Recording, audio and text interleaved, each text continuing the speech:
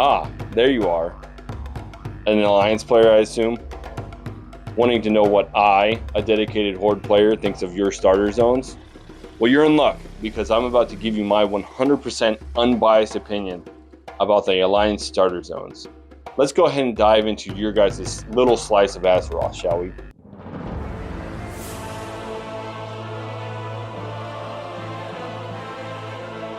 Oh, so you decided to play a human in a fantasy game.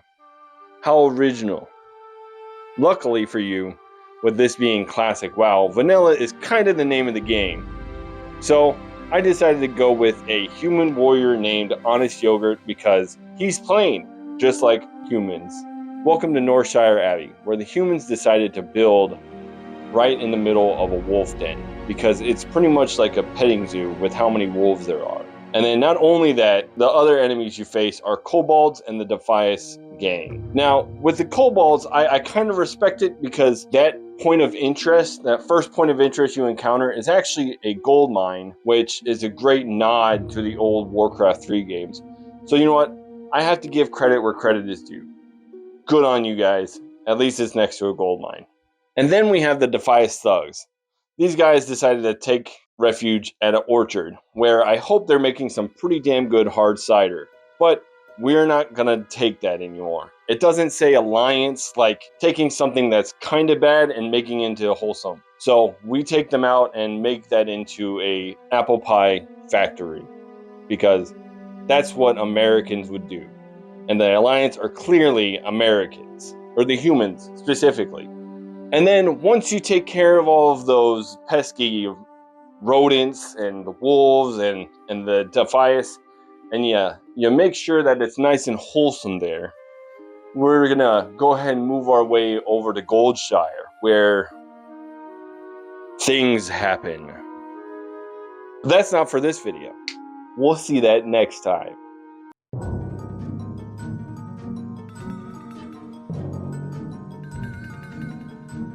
Alright, time to move on to the dwarves. Done Morrow. Or more like, I've done more with my life than being here. This is where I want to get done today-o. But the dwarves like it here, it seems. They have really established themselves. The kind of infrastructure they've put into the mountains is very unique in the way they've built it. And then you've got the gnomes living here with them. They're kind of like that cousin that, never leaves your house. And you're not really sure why. But the real reason why the gnomes didn't leave is because they had a Trogg invasion and some toxic chemicals got out, and it wasn't good. Kind of like a carbon monoxide leak. Speaking of Troggs, they'll be one of the first enemies you really face in the gnome and dwarf area. Troggs are kind of like the rejected cousin or rejected form of the dwarves. They just weren't pretty enough to become playable characters, so we go ahead and go around and slaughter them. And then you've got the basic boars, wolves, what any regular RPG comes with. Finally, you deal with trolls, where their only crime is being too tall for the area.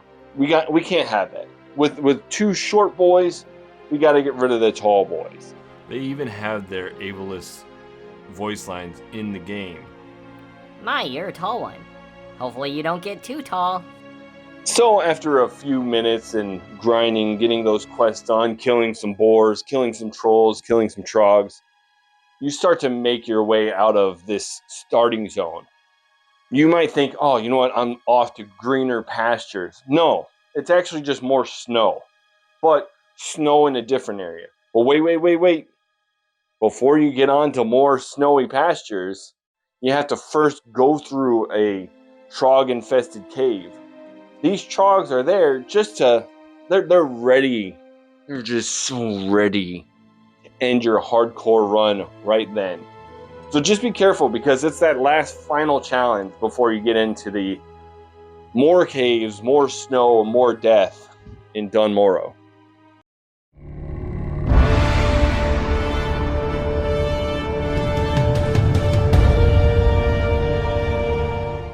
Okay, so now for the tree huggers, the night elves. This zone is kind of just right out of a mythical book when it comes to fantasy and like magical area. It's probably the most magical area out of all the Alliance zones. Everything here feels like it's straight out of a fairy tale, from the mystical growing trees to the fairy lights everywhere. If you ever wanted to live in a magical treehouse, this place is your dream come true. Just try to not get too lost amongst the endless forest paths. So the first enemies you're up against are boars. That's right, more boars, because who doesn't want to kill boars? It's definitely kind of the staple of World of Warcraft's starting zone, is making sure that people get to kill some boars, because you know it's fun. It's a boar. It's got beef and jerky and stuff like that. Somehow they drop instant jerky. After that, it's Night Sabers. You think that for a bunch of tree huggers, the Night Elves wouldn't be so quick to take out the local wildlife. But hey, it's in the name of balance, right? Nothing says we love nature like putting down a few forest creatures. I guess that's part of the whole magical treehouse experience.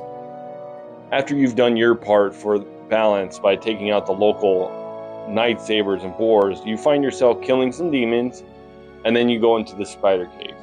The Spider Cave, in my opinion, is the hardest starting cave on the Alliance side for sure, and then almost on the Horde side as well. I don't think there's a more difficult like starting cave. The orcs and trolls is kind of tough, but this Spider Cave, they spawn or respawn really fast. So my advice is just to kind of get in there, kill the few spiders you need, come back out, and then you got to go back in there again to get an egg.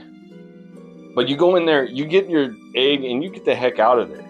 Because if you don't, you're going to find yourself like having an 8-legged freak friend at your ankles, and then you will too become one of those little cocoons that you see in there.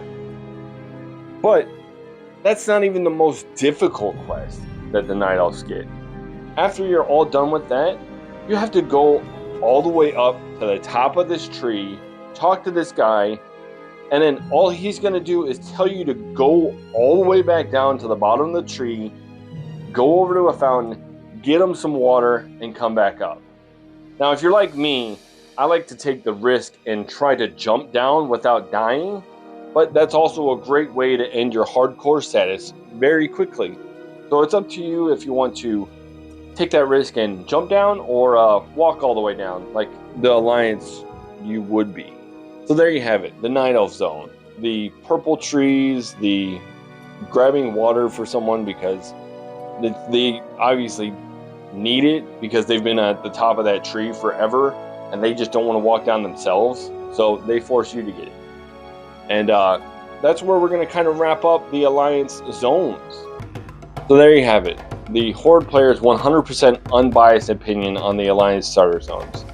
Now I want to ask you, what is your favorite starting zone? And then I'm going to continue to kind of do videos like this. What are some places that you would like me to review, go over, talk about, discuss? I think I'm going to, start off with those starting towns: Brill, Bloodhoof, Goldshire, Razor Hill, stuff like that. And then we'll move on to more towns throughout the whole World of Warcraft. So I'd love for you to subscribe if you like this kind of content. And I will see you guys next time. Have a good one.